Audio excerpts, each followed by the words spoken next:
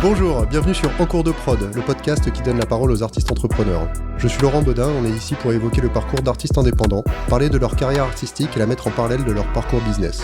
Aujourd'hui, je suis accompagné de mon associé Benoît Rossi, cofondateur d'Ideal for Artists et partenaire de longue date de notre invité Mike Dinka, chanteur et créateur du groupe Sinsemilia qui affiche 35 ans d'indépendance au compteur et avec qui on va apprendre beaucoup de choses, je crois.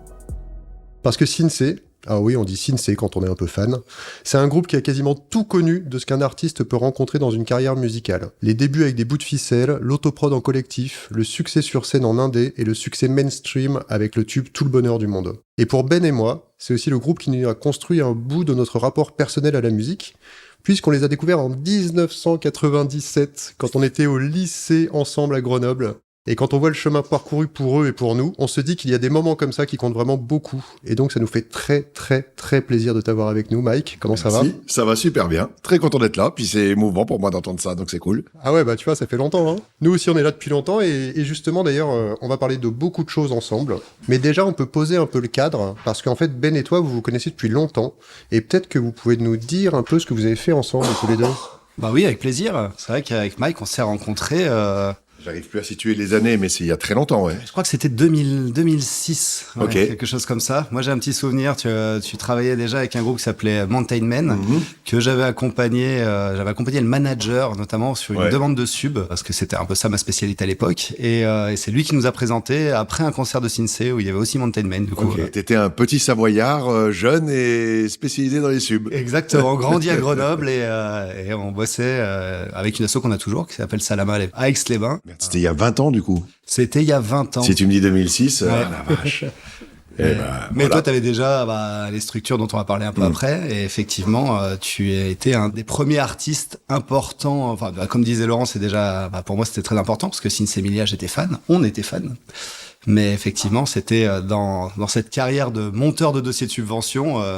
J'étais très fier de pouvoir bosser pour toi et pour Sinsé. Ouais. Si 20 ans après on est assis là, c'est que ça s'est bien passé. Hein, c'est qu'on a dû être très content de tes services. Ouais, c'est ça s'est bien passé. Ouais, il y a eu un sacré paquet d'aventures, effectivement. Ouais, bah justement, on va reprendre un peu le fil de l'histoire de Sinsé, mais d'abord j'aimerais qu'on revienne sur quelque chose que tu m'as dit spontanément en préparant cet épisode.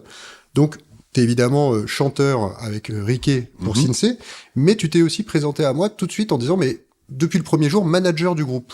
Et c'est vrai que ça m'a un peu intrigué, parce que je me suis dit, mais ça veut dire que dès le début, t'avais cette propension à gérer la carrière du groupe, en fait ? Alors non, à l'époque, je gérais pas une carrière. Parce que carrière, c'était hors de question. On était grenoblois, on n'était pas musiciens. Enfin, on débutait, on n'était pas bons. On jouait du reggae à une période où tout le monde trouvait ça complètement ringard. Donc la notion de carrière, elle n'existait pas, mais alors pas du tout dans nos têtes. Par contre, moi, dès le premier jour, le premier concert, c'est moi qui suis allé le démarcher dans un bar. D'ailleurs, la décision de faire un premier concert pour la fête de la musique, elle vient de moi. Enfin, je crois qu'il y a un côté entrepreneur en moi, même si là, on parle pas d'entreprise ni rien, mais d'envie de faire des choses, dans ce sens-là, entreprendre, quoi. Donc oui, dès le premier jour, et parce que j'aimais ça me passionnait. Enfin, voilà, et j'étais peut-être le plus proche de ça, ouais. Et alors, vous avez eu 30 ans de carrière en 2021, donc ça veut dire 35 ans maintenant. Est-ce que tu peux commencer par nous raconter un peu les débuts, justement ? Donc moi, je compte 1991, du coup. Ouais, le premier concert, ça c'est le premier concert. Et donc ça s'est construit avant tout par la scène, j'imagine. Et c'était toi qui démarchais les concerts ? Ouais, c'est vraiment moi qui démarchais les concerts, souvent en parlant d'un groupe, comme si j'en étais pas le chanteur. En allant voir ce groupe il est super, etc. Et les mecs découvraient que, d'accord, ok, le mec il est aussi chanteur. Et puis après, moi, mon côté ambitieux, mais encore une fois, ambitieux pas dans le sens carrière, c'est faire un maximum de trucs. Oui, je me revois prendre ma voiture pour aller à Montpellier, parce que j'ai aucun contact à Montpellier, mais avoir relevé la liste des bars et de débarquer, faire pareil pour Toulouse. Ouais, très tôt, on va chercher où on peut. Enfin, je me bouge clairement, ouais. Mais surtout, c'est une grosse formation, Sinsé, dès le début, il y a quand même beaucoup de monde. Dès le début, ouais. On est une dizaine, ouais. Comment vous êtes accueillis sur les débuts ? Est-ce que tu as un bon souvenir de ces premiers concerts, ou est-ce que c'était plutôt des galères ? Oh, j'ai pas de souvenir de galère, parce que nous, tu nous donnais une prise de courant, on était heureux. Donc non, je nous revois faire une tournée sur la Côte d'Azur en plein été, où globalement, on est reçus un peu comme des merdes. Et nous, on est trop contents. Nous, c'est super pour nous. Je peux pas parler de galère dans ces époques-là, c'est le tout début. Oui, on est souvent reçus, on joue dans des tout petits lieux, y compris des lieux qui sont pas censés faire des concerts, etc. Mais nous, on est contents. Nous, encore une fois, à ce moment-là, il n'y a pas de notion de carrière. Tout ce qu'on veut, c'est jouer. Nous, notre immense plaisir, c'est jouer, et si possible, qu'il y ait un peu de gens devant nous. Et puis, on est clairement habité. On fait du reggae et pour nous, on est à deux doigts de la secte, Sinsemilia, à nos débuts, tu vois, mais sans le côté négatif de la secte. Mais on est des ultra passionnés de reggae et nos premiers concerts, on vient apporter la bonne parole. Hein. Ouais. Donc, tu vois, il y a ce côté, rien à foutre des conditions, on est à fond. Je crois que notre moteur premier, tu vois, tout à l'heure quand je te disais, j'étais manager, en fait, c'était pas manager dans le sens carrière, c'était manager dans le sens tout ce qu'on peut faire pour vivre notre passion le plus possible.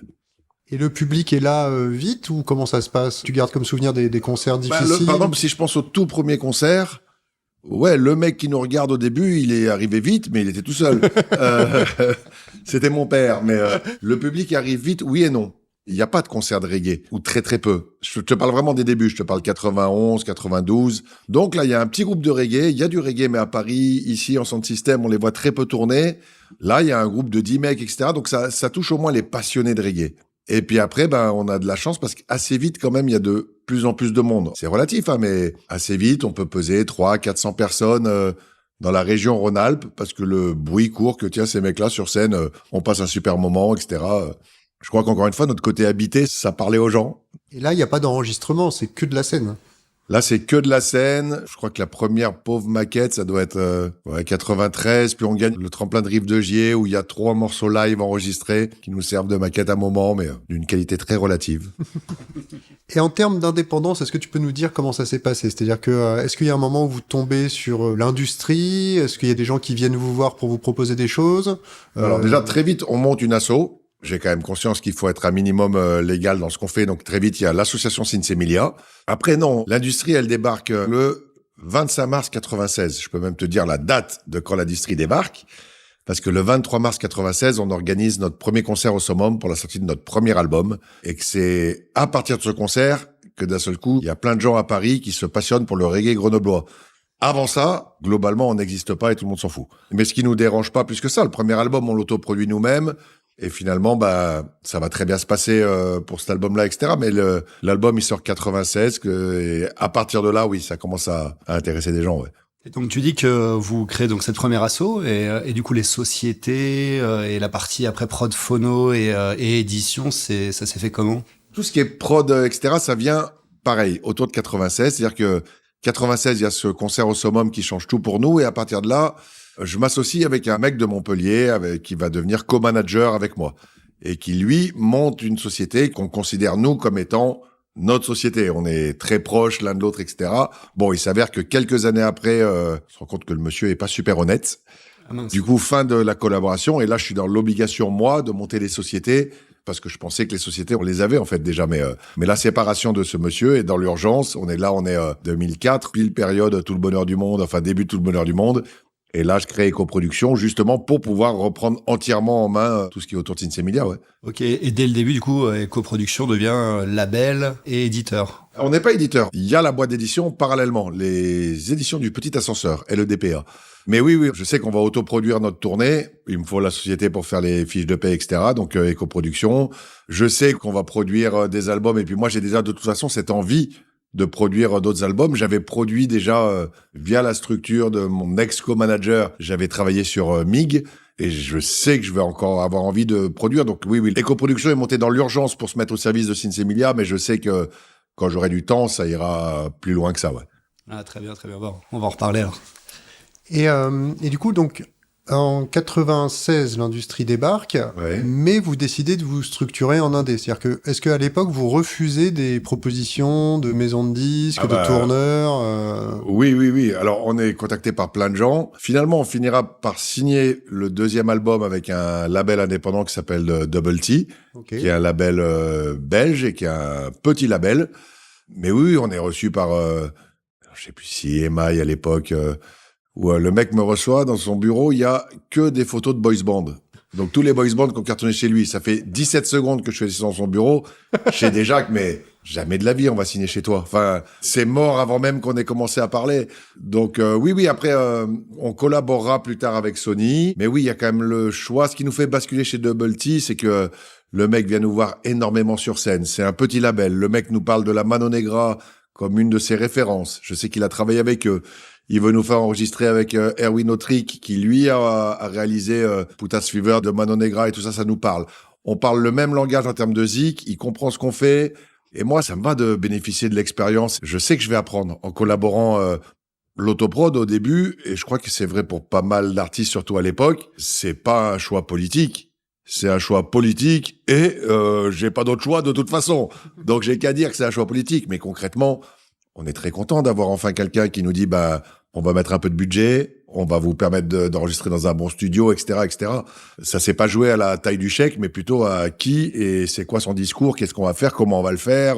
Moi, j'ai un contrat à l'époque où il y a donc un album Résistance qui est pas produit par nous, qui est signé en contrat d'artiste, mais sur mon contrat, j'ai le fait que, quoi qu'il arrive, toute la partie artistique, j'en ai le total contrôle. Donc, tu mettras les morceaux que je veux et ça a toujours été comme ça. Que ce soit en artiste ou plus tard en licence, nous, on a toujours débarqué avec notre album fini en disant, voilà, c'est ça l'album. Il vous reste à vous de le commercialiser. Mais donc voilà, c'était le discours tenu par le mec qui m'a dit, OK, on essaye ça. Et pour les tourneurs, on n'avait pas besoin. Plus tard, on a collaboré 2 fois avec 2 des plus gros tourneurs français de l'époque. Et au bout de 4-5 mois, à chaque fois, c'était bon, vas-y, on récupère notre truc, on fait ça mieux qu'eux. T'avais ce sentiment-là? C'était pas un sentiment. C'était une certitude. Attention, je dis pas qu'on travaille mieux qu'eux. Ouais. Je dis qu'on travaille mieux sin semilia qu'eux. Moi, de toute façon, je crois qu'il y a pas mieux que toi pour défendre ton truc. Après, ça n'empêche pas de s'entourer de partenaires, mais il y a plein de moments où il faut que ce soit toi le moteur. Sur les tournées, en tout cas, c'était clair qu'on faisait ça mieux qu'eux. Mais moi, je suis assez d'accord avec toi. Il y a jamais mieux que l'artiste lui-même pour se défendre.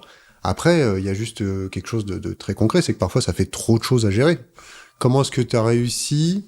Comment tu t'es entouré? Quel fonctionnement t'as mis en place pour que ce soit pas trop pour toi? Ou alors, est-ce que c'était trop, mais tu le faisais quand même? C'était trop. C'était trop, mais après, c'est une immense passion. J'adore bosser. Il y a plein de gens qui trouvent que je bosse beaucoup trop. Moi, j'adore ça. Mais oui, par moments, c'était trop et ça, je pense qu'il y a eu des moments où c'était au détriment de mon plaisir d'artiste. C'est-à-dire que c'est vrai qu'il y a plein de moments quand j'en reparle avec les autres où j'ai pas vécu du tout les trucs comme eux. Parce que, j'avais la pression du prochain truc, j'avais la maison de 10 là ou le machin. Donc oui, il y a plein de trucs que j'ai vécu sûrement avec moins de plaisir qu'eux. Mais en même temps, encore une fois, Sin Semilia, c'est notre bébé. Par moments, je sentais que c'était mon bébé et je voulais en prendre soin. Donc c'est moi qui gère. Mais oui, par moments, c'était trop. On vous souhaite tout le bonheur du monde et que quelqu'un vous tende la main, que votre chemin évite les bombes, qu'il mène vers de calmes jardins. On vous souhaite tout le bonheur du monde, pour aujourd'hui comme pour demain, que votre soleil éclaircisse l'ombre, qu'il brille d'amour au quotidien. Puisque l'avenir vous appartient, puisqu'on ne contrôle pas votre destin, que votre envol est pour demain. Comme tout ce qu'on a à vous offrir ne saurait toujours vous suffire dans cette liberté à venir, puisqu'on ne sera pas toujours là comme on le fut au premier pas. On vous souhaite tout le bonheur du monde et que quelqu'un vous tende la main, que votre chemin évite les bombes, qu'il mène vers de calmes jardins. On vous souhaite tout le bonheur du monde, pour aujourd'hui comme pour demain, que votre soleil éclaircisse l'ombre, qu'il brille d'amour au quotidien. On vous souhaite tout le bonheur du monde, oh oui, tout le bonheur du monde. On vous souhaite tout le bonheur du monde, oh oui, tout le bonheur du monde. On doit parler du succès de tout le bonheur du monde, parce que c'est quand même un énorme événement dans la... Alors là, pour le coup, maintenant, on peut parler de carrière à ce moment-là. Oui, là, carrière. Oui, déjà, en termes juste de comment ça s'est passé, est-ce que c'est une histoire d'attaché de presse, est-ce que c'est une histoire de maison de disque, est-ce que c'est un coup de chance, est-ce que tu peux juste nous dire la façon dont ce single est arrivé Oui, alors, il y a tout ça mélangé. On bosse avec Sony en licence. C'est donc notre 4e album. Les 2 albums d'avant ont fait double disque d'or au minimum. Donc, on est un projet important chez Sony. Cet album-là, il a été assez compliqué à faire. On l'a fait nous-mêmes à Grenoble, à la bobine, tout par nos propres moyens. Il y avait cette volonté de faire différemment par rapport aux 2 albums qu'on avait fait avant ICP. Bref, album assez long. Comme d'habitude, j'arrive, les bandes sont finies. Bonjour Sony, voilà à vous de mettre ça dans les bacs. Et j'ai un mec que j'aime bien chez Sony qui vient me voir en me disant l'album il est super, mais c'est quand même dommage que vous, même au bout de tant d'années, il n'y ait aucun morceau qu'on puisse mettre en radio. L'album, il commence par Bienvenue en Chiraki. Enfin, Et moi, au même moment, c'est pas que je veux faire un morceau pour aller aux radios, mais au même moment, j'ai entendu un ami qui a un refrain autour de tout le bonheur du monde, un truc tout chelou, mais il y a un truc qui me parle et je suis en train de travailler dessus. Et j'aime beaucoup et je m'étais dit, putain, c'est fou, cette mélodie, elle est évidente. Et j'ai juste le mec de Sony, je suis en train de bosser sur un truc, laissez-moi. Et je bosse. En fait, j'ai écrit le texte, c'est mes filles qui m'inspirent le texte du morceau. Et quand je ramène ça à Sony, je vois leur tête changer, en fait. Moi, j'ai juste l'impression d'avoir donné une chanson que pour une fois, ils pourront présenter aux médias, mais je suis à des kilomètres d'avoir fait un tube pour moi. J'ai fait une chanson que j'ai écrite pour mes filles. Mais je trouve la chanson, elle est cool. Et derrière, visiblement, c'est allé très vite en radio. Et j'ai vu visiblement, ils l'aiment bien, la chanson. Ouais. C'est vraiment intéressant parce que donc vous aviez un album fini. Mm-hmm. C'est quand même eux qui disent c'est dommage que ça tombe au bon moment. Donc il y a quand même une partie collaboration. C'est-à-dire qu'en fait le truc c'est est-ce que si t'avais pas été chez Sony, tu penses que cette chanson elle aurait pu ne pas être sur l'album? Elle aurait pas été sur l'album. Ah ouais, c'est marrant quand même. Elle aurait pas été sur l'album. Et puis Sony apporte un truc aussi sur Tout le bonheur du monde. Elle me présente Laurent Guénaud, qui est un réalisateur très talentueux, et me propose Laurent Guénaud pour venir réaliser le titre avec moi. Et c'est une super rencontre. On va travailler très longtemps avec Laurent Guénaud. Plus tard, on fera l'album de Peps, on fera pas mal de choses ensemble. Là, pareil, sans Laurent, il a pas transformé le morceau, mais il l'a rendu encore plus évident. Donc oui, sans Sony, il se passe pas la même chose autour de Tout le bonheur du monde, c'est clair. Et est-ce que du coup le succès de Tout le bonheur du monde, ça change quelque chose dans la dynamique du groupe par rapport à justement la construction progressive et très indé que vous aviez? Alors il y a un truc qui est cool, comme je te disais, on était multidisque d'or sur les albums d'avant. On a eu le temps de s'habituer progressivement à, on avait déjà fait la tournée des Zéniths, donc c'est pas d'un seul coup, il y a un succès qui nous tombe dessus. Le fait que le grand public, d'un seul coup, sait qui on est. Est-ce que ça change des choses dans la dynamique du groupe? Ouais, ça peut poser de toute façon, il y a plein de questionnements que t'es obligé de te poser que t'as pas avant. Avant, t'es jamais invité par TF1, là, t'es invité. En l'occurrence, nous, on décide de jamais aller sur TF1, donc on va pas. Mais il y a toutes ces questions-là qui, quand même, créent des discussions en interne, et là, t'as intérêt d'être soudé. Donc, je pense que c'est aussi le moment où, pour certains, ça donne envie de faire autre chose, parce que, oh là là, trop de succès, moi, je m'y retrouve moins. Et encore une fois, nous, on était multidisque d'or avant. Oui. Si ça te tombe dessus au premier album, c'est chaud, quoi. Et oui, c'est un peu ça. Si ça tombe dessus depuis le premier, justement, ça me fait penser à tous ces artistes en développement que t'as accompagnés après. Entre la scène, le disque, les éditions, quels conseils tu leur donnerais aujourd'hui? C'est quoi la priorité selon toi? De contrôler tout le long quels sont les moteurs qui te font faire ça. Moi, tant que tu fais par passion, par envie, je peux comprendre beaucoup de choses. Dès que les moteurs sont plus les bons, pour moi, ça marche pas. Et j'ai eu plusieurs exemples comme ça où là, tu te trompes de moteur. Avant, tu rêvais de vivre de la musique. Ok, maintenant, tu rêves d'égaler un tel ou de dépasser. Oula, on parle pas de la même chose. Et puis, moi, je crois quand même il n'y a pas de partenaire miraculeux. C'est toi, le partenaire miraculeux de ton propre truc. Après, il y a des partenaires avec qui ça va être super de bosser, qui vont t'apporter beaucoup. Mais le moteur, c'est toi et juste toi. Les solutions, globalement, c'est toi, même si c'est pas toi qui les amène, c'est toi qui les provoque. C'est ton projet. Je dis souvent aux artistes que j'ai managés ou produits, etc., je leur dis, faites gaffe, les gars. Moi, vous allez être un projet de plus. Vous, c'est vos vies. Donc, ayez conscience que le moteur, ça reste vous. Et que si on se trompe, ça aura pas les mêmes conséquences pour moi et pour vous. Vous, c'est vos vies. Moi, je changerai de projet. Et ça, si je le dis aux autres artistes, c'est aussi en me disant, pense à ça dans ta carrière à toi. Les gens en face, tu n'es entre guillemets qu'un projet, même si ça n'a rien de négatif. Mais toi, c'est ta vie. Voilà. C'est une transparence dont font pas preuve tous les producteurs. C'est-à-dire que c'est peut-être le fait que tu sois artiste-producteur qui amène cette transparence sur ce... Parce que c'est tout à fait vrai. Mais souvent, les producteurs osent pas dire, moi, en fait, j'ai beaucoup de projets. Si le tien marche pas, j'en aurai d'autres, tu vois. Ouais, moi, je veux poser ça d'entrée. Enfin, encore une fois, ça me paraît important. Mais j'ai rien à cacher parce que réellement, c'est leur vie. Moi, il y a eu une période où on a été très très en conflit avec Sony, avec Sinsemilia, où globalement Sony me menaçait de m'empêcher de sortir des albums pendant des années et des années et des années. Ça me rendait fou en me disant mais là parce que pour une histoire de business, vous c'est du business, moi c'est ma vie et c'est la vie de mes amis. On a tout donné pour ça depuis qu'on est adolescent. C'est le genre de truc où je sais que quand je travaille avec un artiste, je lui rappelle ça c'est ton rêve, pas le mien. Moi je suis un partenaire de ton rêve, mais c'est toi qui construis tes rêves, pas moi. Ça me paraît important. Et justement, du coup, tu as après lancé plein d'autres projets où tu es devenu producteur d'autres artistes. Ouais. Et quelle différence tu vois entre ton statut d'artiste-producteur et ton statut de producteur d'autres artistes? Comment tu as géré ça par rapport à Sinsé, à justement toute cette accélération qu'il y avait avec Sinsé? Alors, je l'ai fait dans des moments d'un peu plus calmes pour Sinsé. Moi, j'avais envie de le faire. C'est un truc qui me passionne.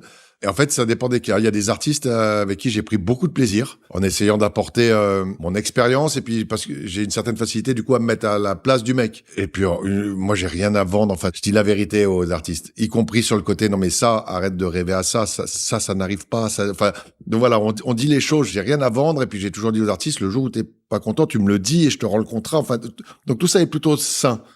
Après, ce qui m'a parfois surpris, c'est encore une fois, moi, nous, Sinsé, moi, je me levais en pensant à Sinsé Emilia toutes les premières années. Je m'endormais en pensant à Sinsé Emilia et toute la journée, j'avais pensé à Sinsé Emilia.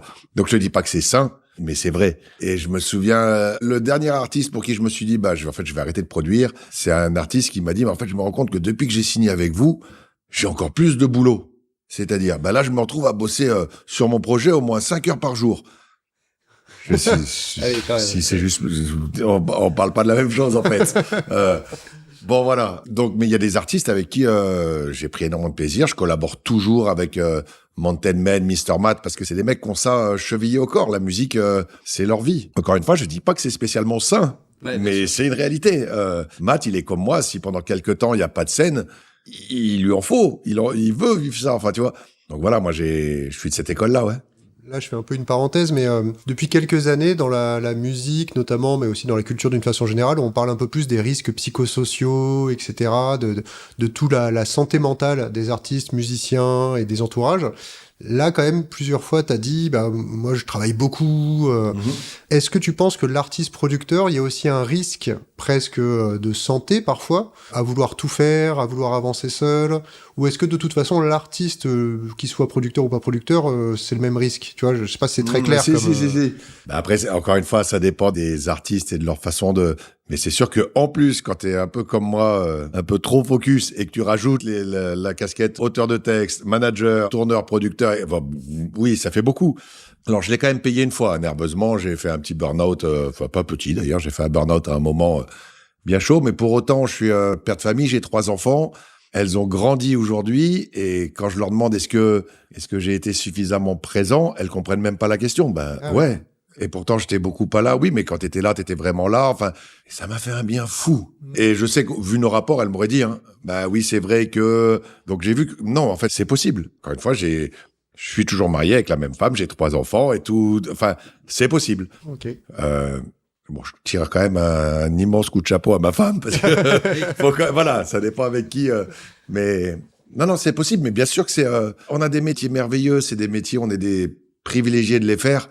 Il faut bien qu'il y ait des inconvénients à nos métiers. Ouais, moi j'y pense énormément. Il y a eu des moments, c'était beaucoup de pression, etc. Oui, mais j'échange pour rien au monde. Ouais, complètement, ouais. Mais c'est vrai que t'as vraiment cumulé beaucoup de casquettes dans ta carrière et notamment aussi les compilations. Je me rappelle, c'est plus ou moins l'époque où on s'est rencontrés. Ouais. Sortez les compilations pas vues à la télé. C'était réaction à Tout le bonheur du monde. C'est-à-dire que Tout le bonheur du monde nous permet pendant quelques temps d'avoir l'écoute de certains médias, d'être, on est le groupe dont le morceau est numéro 1 partout. Bon, et moi, c'est une période où énormément de gens, y compris dans mon entourage, me disent c'est cool, ça marche enfin pour ton groupe. Et moi, à chaque fois, je dis mais vous êtes complètement tarés. Enfin, ça fait 7-8 ans que ça cartonne pour mon groupe, mais et je me rends compte qu'en fait, pour les gens, si tu passes pas à la radio ou à la télé, pour plein de gens, c'était limite, ok, jusqu'à présent c'était mon loisir et d'un seul coup ça marche. Je dis, mais vous êtes fous.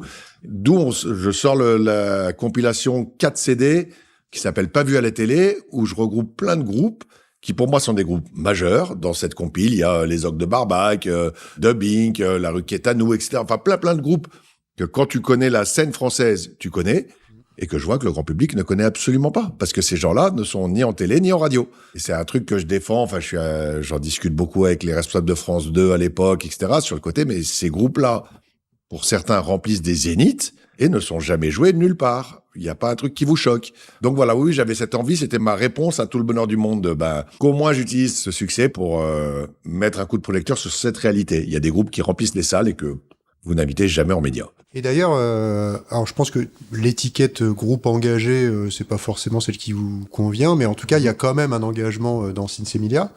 Et justement, là, il y a ce jour où vous avez piraté le journal télé, là, où à la place de jouer Tout le bonheur du monde, tu te dis à Riquet, non mais attends, celle-là, tout le monde la connaît. J'adore cette phrase. On va plutôt faire Bienvenue en Chiraki. Bon, tu nous confirmes que c'était un bon piratage, hein. Ouais, je confirme. Je confirme que c'était sans l'accord de... Oui, j'entends bien. Je me suis jamais autant fait insulter de ma vie que ce jour-là, mais vas-y. Ah bah écoute, ça méritait, parce que alors là, c'est vraiment, c'est extraordinaire comme histoire, sachant que nous, par exemple, avec Ben, tu vois, le deuxième album, il y a La Flamme dans le deuxième album, qui est vraiment fondateur dans notre rapport, je pense, à l'antifascisme, l'antiracisme, etc. C'est-à-dire que, pour nous, il y a aussi cette image dans Sinsemilia. Et justement, comment t'arrives à concilier aussi tout ça? Parce qu'à un moment, le succès, l'engagement, le fait d'être producteur pour d'autres, etc. Parce que parfois, on avait accueilli Blanche Gardin dans ce podcast, et elle nous avait dit que parfois, elle pouvait se retrouver un peu en contradiction avec elle-même sur certaines décisions, notamment le côté un peu patronne, tu vois. Ouais. Est-ce que toi, ça t'est arrivé aussi dans ta carrière de te dire, ah mais là, en fait, je suis un peu entre deux. Est-ce que le fait de devenir producteur, ça me met en défaut par rapport au fait d'être artiste? Non, alors sûr que non.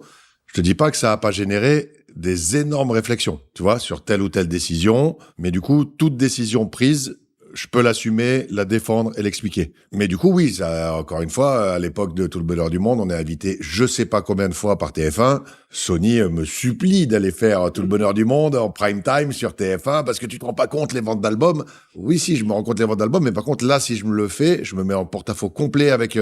mes valeurs, il y a un truc qui me va pas, donc on fera pas. Il y a des trucs que les gens peuvent se dire, ah bah ça, par contre, je trouve ça... Là, j'ai pas d'exemple, mais où je dis, bah oui, mais là, j'ai réfléchi et j'ai décidé qu'on ferait. Donc, je me suis pas retrouvé en porte-à-faux, parce que quand il a fallu dire non, j'ai dit non. Et à chaque fois, on prend vraiment le temps de peser la réflexion. Est-ce que c'est ça? Est-ce que c'est... Voilà. Mais quand t'es attaché à certaines valeurs que tu défends et que c'est sincère, bah ça sous-entend qu'il y a plein de moments où tu vas te prendre le temps de te poser vraiment la question. Ok, là... Est-ce que demain, je me regarde vraiment dans la glace? Il y a un truc qui pique. Alors, fais pas. Et d'ailleurs, tu le disais, hein, vous étiez producteur, c'est-à-dire que vous étiez en licence chez Sony. Donc, il y a aussi peut-être ce statut qui vous protégeait un peu. C'est-à-dire qu'en fait, il parlait pas qu'à l'artiste, il parlait aussi au producteur de l'enregistrement. Tout à fait. Où t'es quand même plus décisionnaire. Clairement. Après, comme je te le dis, même quand on n'était pas producteur sur l'artistique, on restait décisionnaire. Mais tu vois l'exemple que tu cites, le journal de France 2, le journal de 13h, là. Et ben voilà, par exemple, il y a des gens qui me disent, c'est super ce que vous avez fait, vous avez basculé sur Bienvenue en Chiraki, sous Chirac président, machin. Et en fait, c'est l'inverse. Et si je l'avais pas fait, moi, je me ressemblais plus. Enfin, tu vois, je veux dire, si je l'avais pas fait, je serais reparti de là-bas en me disant, mais qu'est-ce que t'as fait? T'es monté sur France 2 pour jouer Tout le bonheur du monde. T'avais une occasion pour une fois que c'était en direct et tu l'as pas fait. Donc, tu vois, ces questions-là, elles étaient claires assez rapidement. Quand on nous a proposé le journal de 13h, je me souviens, la vraie réponse, c'est, ah non, on est en tournée en ce moment, on a 2 jours de repos, j'ai pas du tout envie de faire un aller-retour à Paris pour ça. Je raccroche, le flash de, putain, mais c'est du direct. Je rappelle en disant, si, mais en fait, si, pardon, bien sûr que ça nous fait plaisir de monter. Mais voilà, ça se fait naturellement, quoi, mais en y pensant. Je reviens exprimer mes peurs et ma colère, chanson urgence. Même si ma peau est claire, j'entends les gens dire oula. Les fachos reviennent, ces gens-là n'ont pas tort, mais sont en retard d'une guerre. Moi les fachos, et les fachos sont là, c'est pour le croire, ouvre les yeux, regarde les fachos. Et les fachos sont là, rends-toi compte du danger, ouvre les télés, disons pour moi c'est clair. Le born new Hitler, c'est du pareil. Même le pouvoir le pas encore, mais c'est la même. De merde, les mêmes mensonges, les mêmes agouts, le même amour de la haine, pour moi c'est clair. Le born new Hitler, c'est du pareil. Même la flamme a grandi. Dans ton endroit le feu a pris. Faut-il la moitié des boules pour qu'on combatte l'incendie? La flamme a grandi. Dans ton endroit le feu a pris. Faut-il que tout le pays brûle pour qu'on combatte l'incendie?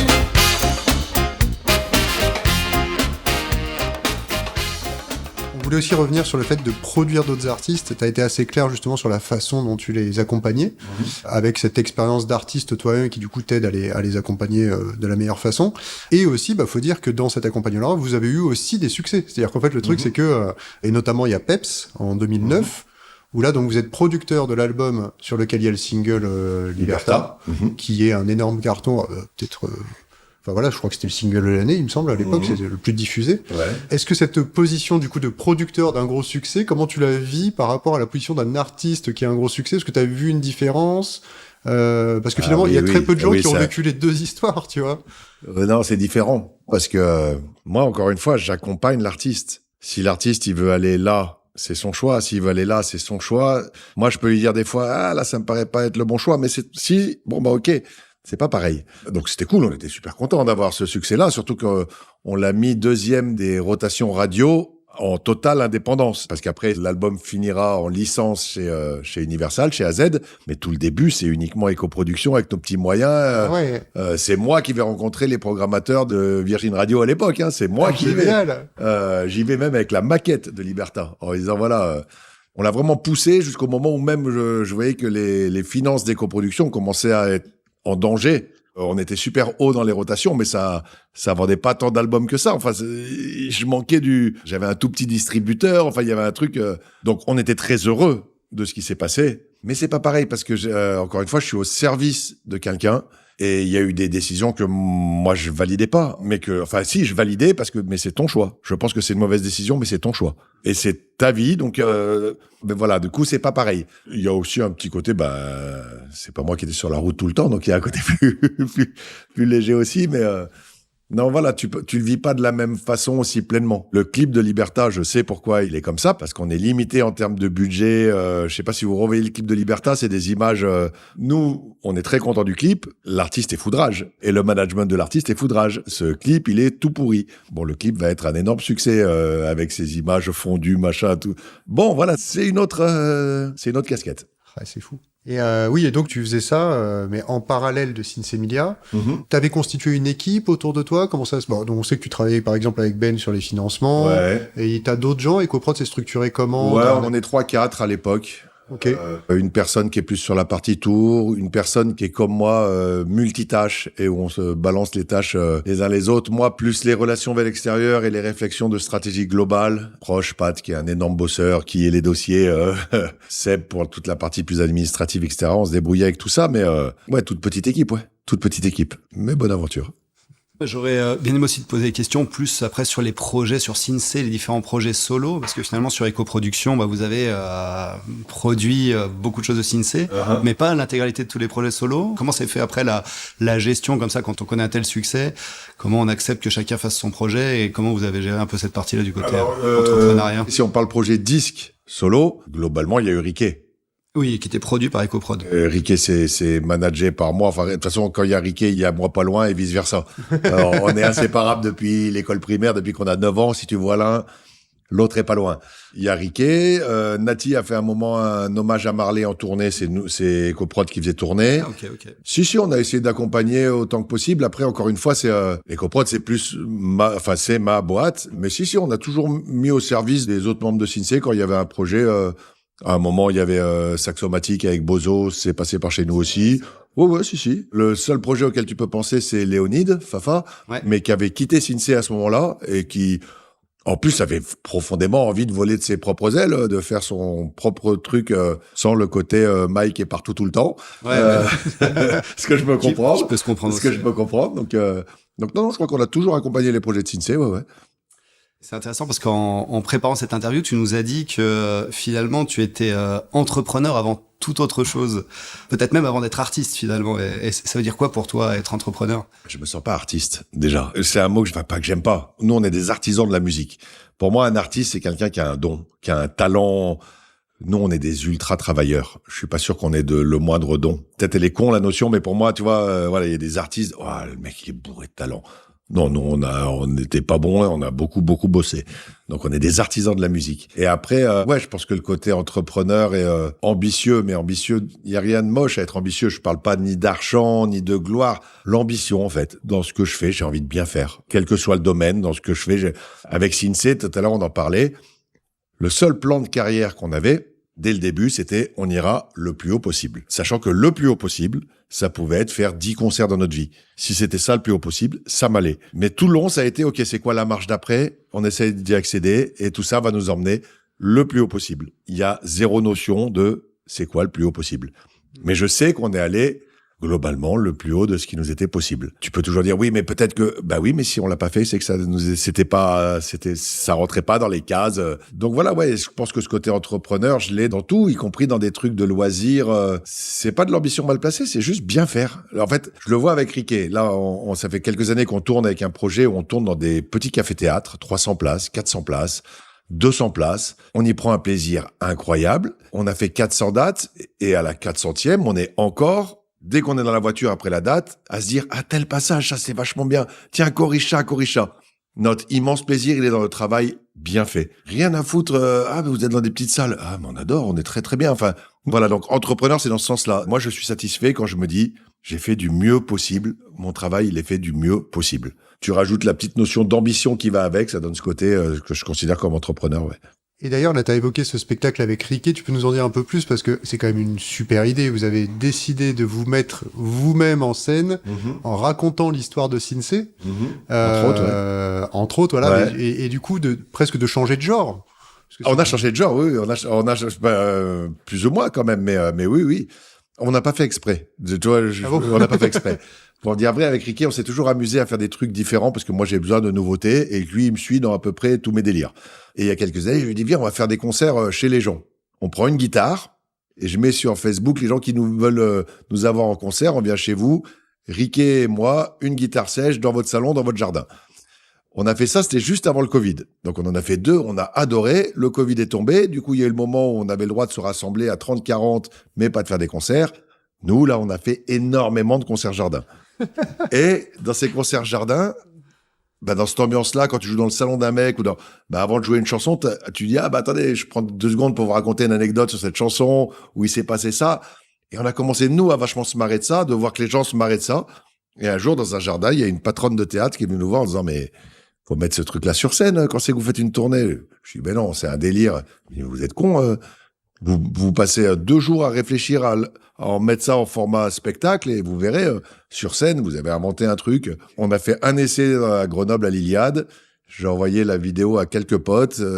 On était programmé au Festival d'humour à Bobino 3 mois plus tard et on a fait 350 dates depuis, 3 fois le Festival d'Avignon. Enfin, truc de fou. Et faire un truc nouveau à 50 piges, c'est un bonheur. C'est un bonheur. On a quitté un énorme tourbus pour faire une tournée en France dans un Duster à 3, en totale liberté, parce que nous sur une scène de café-théâtre tous les deux, on se sent libre. Enfin, si j'ai envie ce soir de me foutre de lui ou de me foutre... Enfin, tout est libre. C'est un bonheur. Un bonheur. Donc, on va refaire Avignon encore cet été pour la 3e année.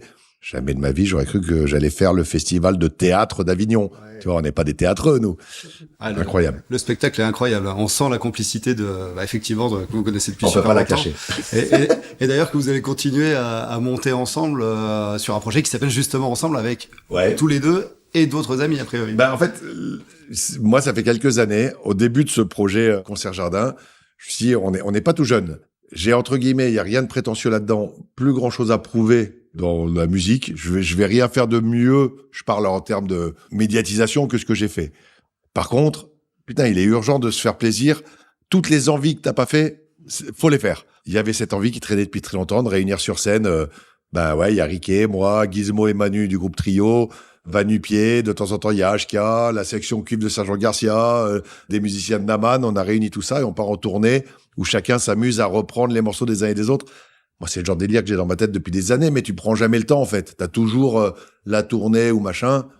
Faut arrêter de pas prendre le temps de faire les choses. Il reste quelques années pour vivre un maximum de trucs qui nous éclatent. C'est ce qu'on fait. Les concerts jardins, ça partait de cette idée-là, de viens, on fait ce truc pour pas le regretter plus tard, de pas s'être tapé ce délire-là.